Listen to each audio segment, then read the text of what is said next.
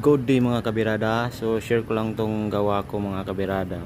So ayos na yung piping niya. So kulang na lang is yung ceiling dito mga kabirada, kasi may ceiling pa to. Saka natin lagyan ng ilaw. So bali apat na ilaw sa kanto, may center sa ilaw sa gitna mga kabirada, saka isang ilaw doon sa may bintana mga kabirada. So isang ilaw, saka dyan sa labas may ilaw din dyan. So bale dito sa loob is 6 na ilaw po dito.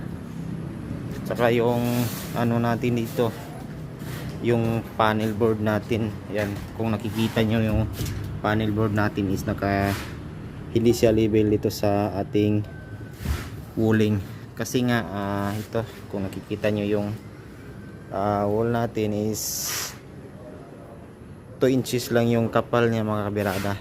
So lalabas yung